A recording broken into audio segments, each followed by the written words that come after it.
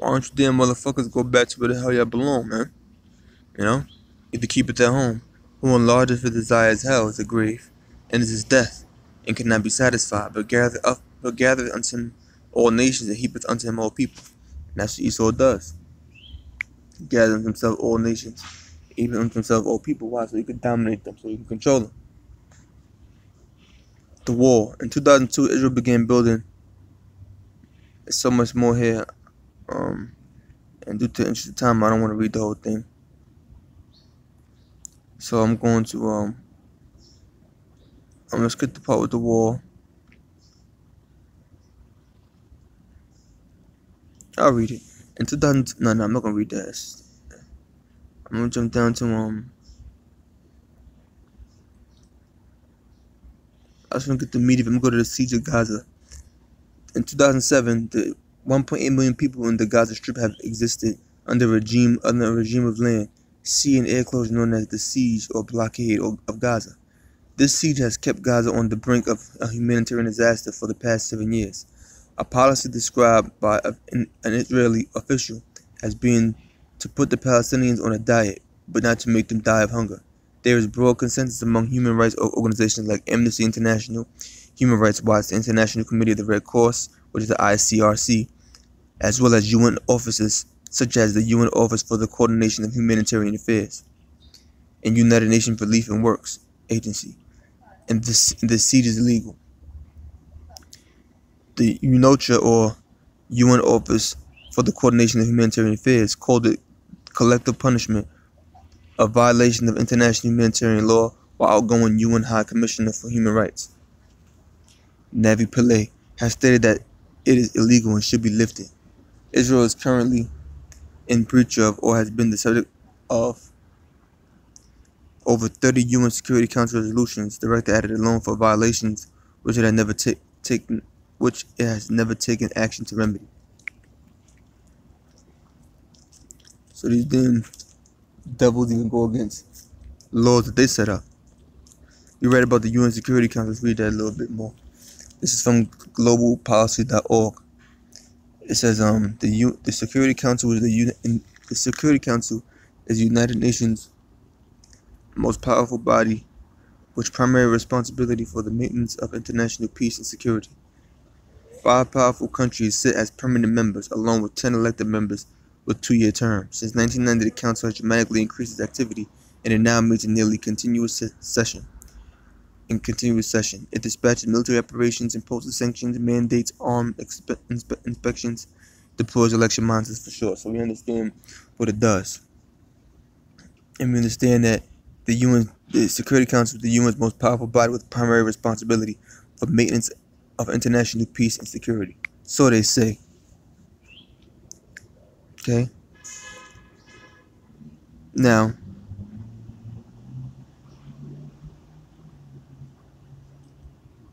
I'll probably come back to that. Let's go here.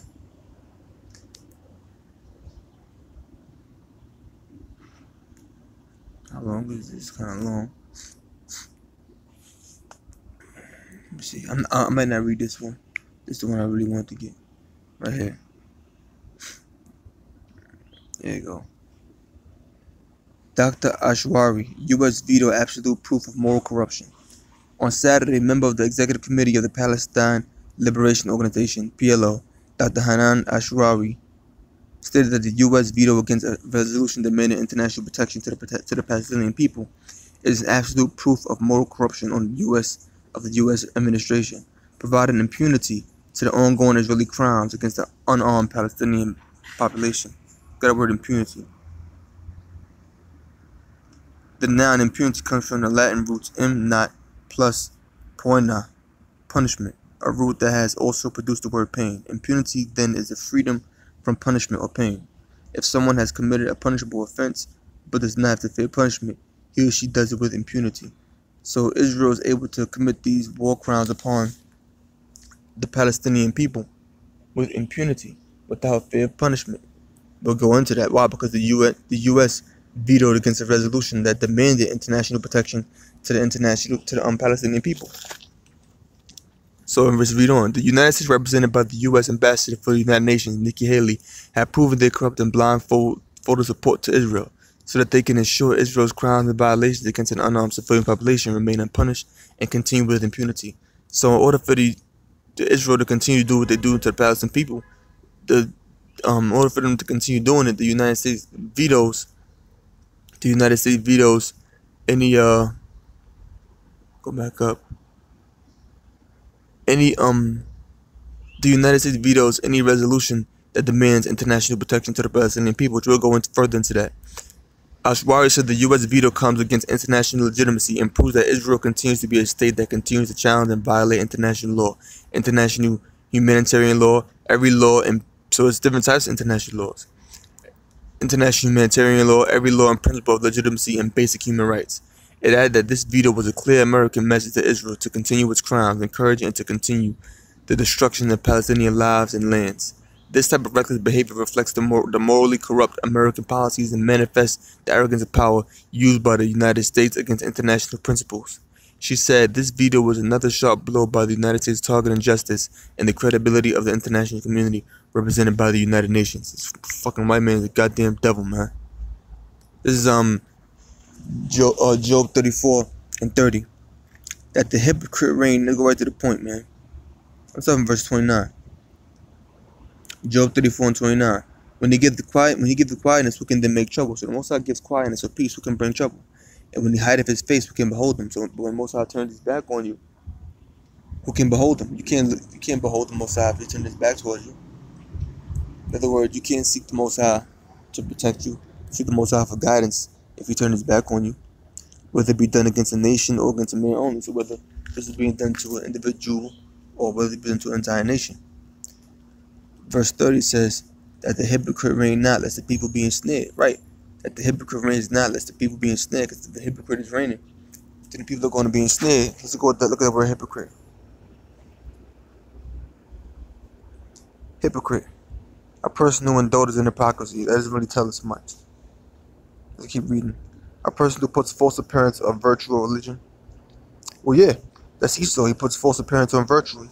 He puts false appearance on that which is good. He set up this international law, this international humanitarian law, but he goes against it. He's putting up a false image of virtue. Okay? Let's keep reading. It says, this veto was another sharp blow by the United States, targeting justice and the credibility of the international community represented by the United Nations. Let's look at that word veto.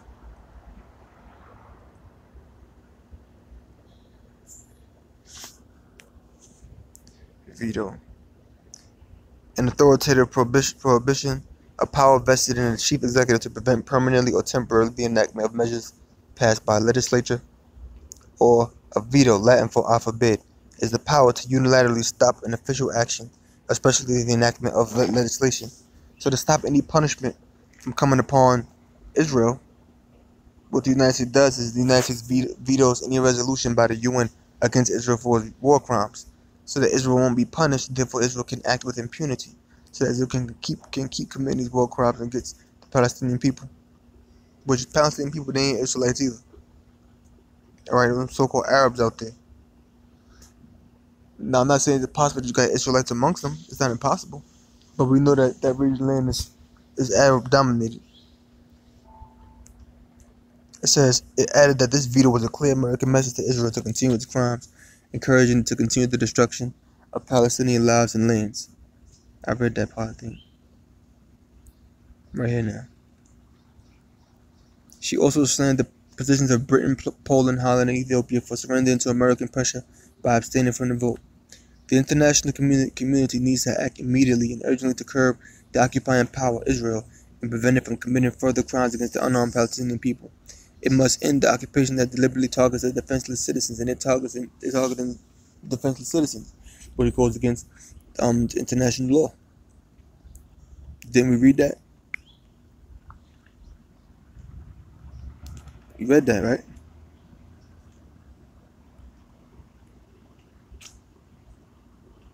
See? Article 33 of the Folk and Geneva Convention defines defines collective punishment as a war crime, stipulating that no persons may be punished for an offense he or she has not committed. See?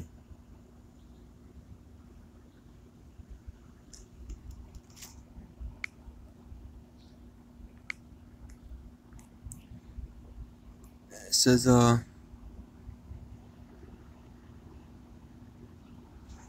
Dr. Ashwari added, it is the world's responsibility to provide the urgently needed protection to the Palestinians. But notice this ain't all over the media, though. You know? And it's been going on for years. Instead of coming up with justification for the ongoing occupation and aggression, the real test the international community faces is its credibility and ability to fulfill its obligations and implement international law. Dr. Ashwari thanked all Security Council member countries that respected their legal and moral obligations and voted for the resolution. See, U.S. vetoed resolution calling for providing protection to the Palestinian people. The U.S. vetoed against it. The United States has used its veto power Friday against the draft. This is 2018, June 2nd, 2018. See that? At the top of the page, left-hand side. The United States has used its veto power Friday against a draft resolution on the United Nations calling for providing protection to the Palestinian people living under illegal Israeli occupation. So any punishment or any form of protection that could be given to the Palestinian people, any punishment that could be given to Israel, or any protection that could be given to the Palestinian people, the U.S. is vetoing it, which means I forbid. The veto came after the resolution was backed by 10 countries at the UN Security Council, which the UN Security Council, as we read, they can do what? It dispatches military, It dispatches military operations, imposes sanctions, mandates arms inspections, deploys election monitors, and more. So they got the power to do that kind of stuff. The resolution was sponsored by Kuwait. It requires 9 votes to be adopted by the 15-member council and was voted for by 10 countries including Russia, China, and France. 4 countries including Britain abstained, while the United States, the only country that opposed it, used veto power at the top of the resolution. The draft resolution denounced the Israeli military escalation against the Palestinian people and the use of excessive, disproportionate, and indiscriminate force by the army, and also criticized the firing of shells from Gaza and the civilian areas in Israel. Nikki Haley, the United States envoy to the United Nations, said Washington rejects the resolution because it represents support of Hamas, while the Kuwaiti envoy Mansour al-Katabi said rejecting the resolution reveals that Israel is a state that considers itself above international law with direct U.S. support. And that's a fact. Okay? They're basically above the law, above international law. It is worth mentioning that the UN Security Council also rejected a draft resolution presented by the United States condemning Hamas and holds it's responsible for the escalation in Gaza. The United States was the only country that vetoed for its own draft. The permanent Palestinian representative at the United Nations, Ambassador Riyad Mansour, said the Palestinians rejected the U.S. amendment to the Kuwaiti draft, but was hostile to the Palestinian people and only aimed at protecting Israel. That's the main thing I want to get right there. I'm not going to read this little paragraph up there, but I'll read down here. It says, talking about this little girl right here, named Razan Ashraf Najir, who's 22. It says she worked as a volunteer medic with the Palestinian Medical Relief Society. It says her death brings the number of Palestinians killed by Israeli army fire in the Gaza Strip since March 30th to 119, including 13 children, while more than 13,400 have been injured, including 330 who suffered life-threatening wounds. See how wicked this man is?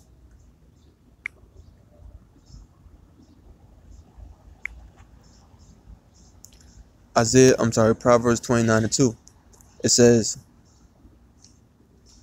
when the righteous are in authority, people rejoice. And when we in authority, people are going to rejoice. What people is that? The nation of Israel, first and foremost. And you're going to have even other nations that's going to rejoice when we in power. Because nobody's going to be able to just declare war on any nation when we in power. Not going to happen. But when the wicked bear fruit, the people mourn. The wicked with the so-called white man Esau bear fruit. Therefore, the people are mourning. The Palestinians are mourning out there. They're getting blown the hell up. Look, we mentioned also Geneva Convention, right? Let's get to that real quick. Just so you can just know what it is. So you're not lost in the source, so to speak. The Geneva Conventions are rules that apply only in times of armed conflict and seek to protect people who are not who are not or are no longer taking part in hostilities.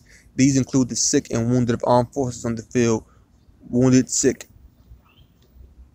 and shipwrecked members of armed forces at sea, prisoners of war, and civilians. I had to just bring that out.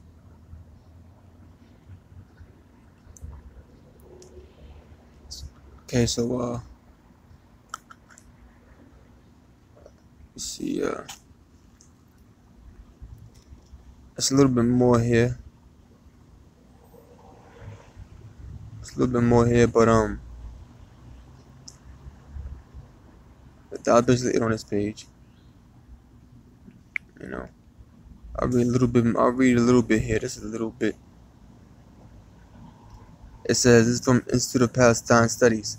Institute of Palestine Studies senior fellow George Bisharat was interviewed by the Fars News Agency on July 27, 2014. Professor George Bisharat, a renowned Palestinian American professor of law, is of the opinion that without the U.S. moral support, the Israeli regime would not have been able to massacre the Palestinian people so ruthlessly. The United States veto power in the United Nations Security Council is the single most important factor in enabling Israel's decades-long impunity from international law. Professor Bisharat said, "These fucking devils. See that? They break their own laws and got the nerve to lock you up for something." It says, Professor Bisharat said in an exclusive interview with Fars News Agency. Professor Bisharat, whose commentaries on the Israeli-Palestinian conflict regularly appear on the academic publications and major newspapers in the United States, said that there is no electoral advantage, spelled the electoral wrong, for the politicians to criticize Israel for its war crimes. Instead, they can raise remarkable funds for their campaigns if they condone Israel's brutalities and sympathize with it. In the United States, there is simply no electoral advantage, spelled the right that time, for politicians to criticize Israel, and ample advantages in defending it, Bisharat noted. Of course, virtually any critic of Israel faces the likelihood of baseless accusations of anti-Semitism or compliance with Israeli policies ensures future flows of campaign donations. George Bisharat is the professor of law at the University of California's Hastings College of Law in San Francisco. There's a lot more I can read here. There's like a little Q&A, you know, but I'm not going to read the whole thing because it's long. So I'm just going to read one part right here. This is the question being asked by it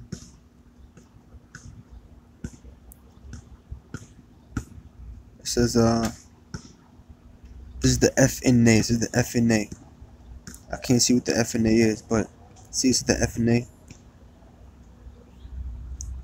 right here. FNA spoke to Professor Bisharat, a well-known professor of law. But I'll read just this one little part right here, and I'm gonna close it here. It says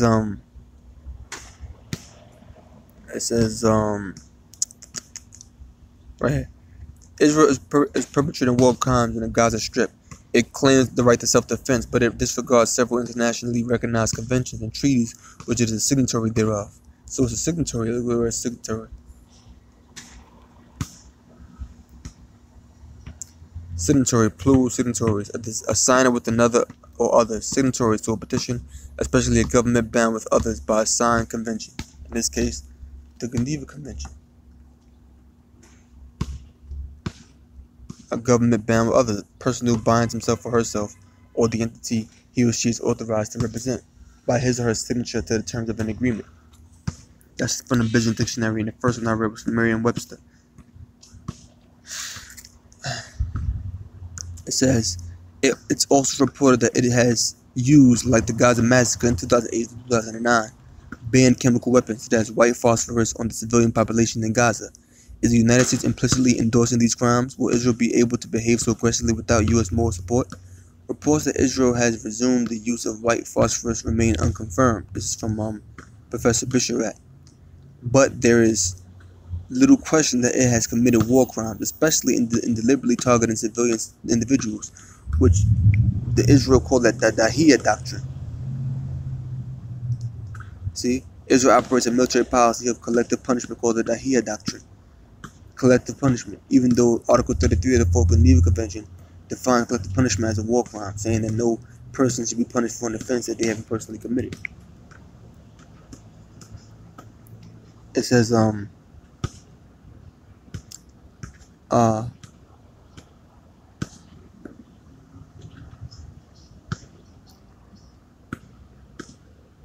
And yes, it thoughtlessly endorses Israel's right of self-defense. The United States implicitly also approves these other crimes. The United States veto power in the United Nations Security Council is the single most important factor in enabling Israel's decades-long impunity from international law.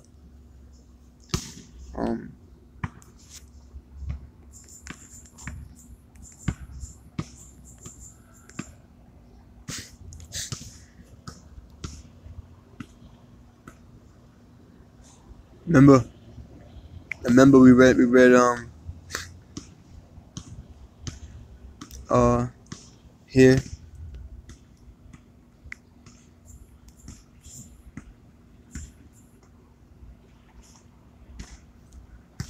read here about Lebanon, and it said Israel operates a military policy of collective punishment called the Dahir Doctrine after the area in Lebanon where it was first used by Israeli forces in 2006. Check this out. Isaiah 14:8. Yea, the fir trees rejoice at thee. Starting verse 7. I'm starting verse 6. Isaiah 14:6. He who smote the people in the wrath with a continual stroke. So it's comparing someone to smiting people in the wrath with a continual stroke, to continually beating somebody up upside the head, so to speak. Continually hitting them with a weapon. In this case, continuously afflicting people, punishing them, oppressing them. He that ruled the nations in anger is persecuted and none hindereth. Talking about the so-called white man, Esau. He's going to be persecuted and none hindereth. Look at the word hindereth.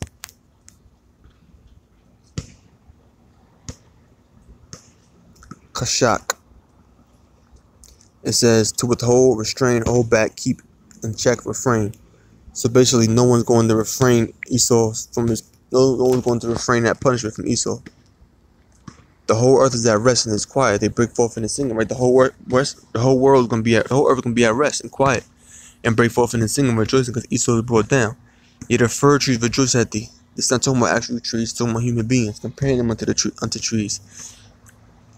So the fir trees rejoice at thee, and the cedars of Lebanon. You can look at that and I believe Mark 8:28 when it says Yahweh healed the blind man and he asked him what did he see, and he says I seen men as trees walking. So in certain scriptures, men are compared to trees. So it says so they're gonna rejoice, and they're gonna rejoice.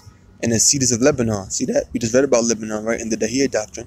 Since thou art laid down, no fellow has come up against us. And the fellow is the person that like chops trees. So no one came to chop us down. No one came to punish us. Since the white man was brought down. Esau. Especially you so-called fucking Jews. I mean, a little bit more there. It says I think I read the whole thing, but I'm finished reading it. The United States veto power in the United Nations Security Council is the single most important factor to enabling Israel's decades-long impunity from international law. I believe I read that already. And I'm reading some of the last article right here, and I'm gonna close it here. This is from the ICRC, International Committee of the Red Cross. I'm not gonna read this thing up here. In fact, I'll read it. Look, I'm not gonna read all this. It says armed conflict is old as humankind itself. There have always been customary practices in war, but only in the last 150 years have states made international rules to limit the effects of armed conflict for humanitarian reasons. The Geneva Conventions and the Hague Conventions are the main examples, usually called international humanitarian law. It is also known as the law of war or the law of armed conflict. International humanitarian law is part of the body of international law that governs relations between states. IHL aims to limit the effects of armed conflicts for humanitarian reasons. It aims to protect persons who are not or are no longer taking part in hostilities, the sick and wounded, prisoners and civilians, and to define the rights and obligations of the parties to a conflict and the conduct of hostilities. So much information here. It says the core. I'm reading from jump down. It says the core, however, of international. So look, see, protocols were added to the Geneva Convention in 1977 and 2005, and a range of international conventions and protocols covering specific areas such as conventional weapons, chemical weapons, landmines, laser weapons, cluster munitions. I'll go around and jump down. The core, however, remains the Geneva Conventions and their additional protocols. They combine clear legal obligations and enshrine basic humanitarian principles. Soldiers who surrender or who are whores. That one right here.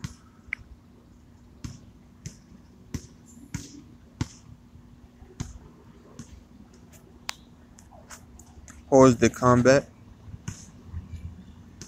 It says hors de combat literally meaning outside the fight is a French term used in diplomacy and international law to refer to persons who are incapable of performing their ability to wage war. So people who do not have the ability to wage war are entitled to respect for their lives and their moral and physical integrity. It is forbidden to kill or injure. Which, you know, that's a lie. You look at the whole thing that going on there in Guantanamo Bay, they torturing them and shit, torturing them Muslims out there, them Arabs out there.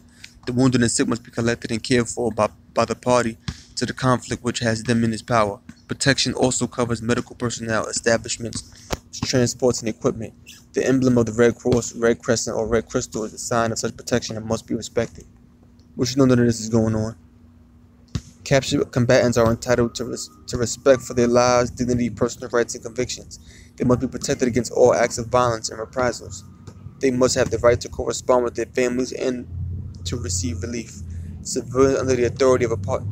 There's so much information there. I'm gonna read one more thing, and I'm just gonna close. But I'm gonna put the whole thing on the screen, because, you know, this video's been over a half hour because my first part had cut off.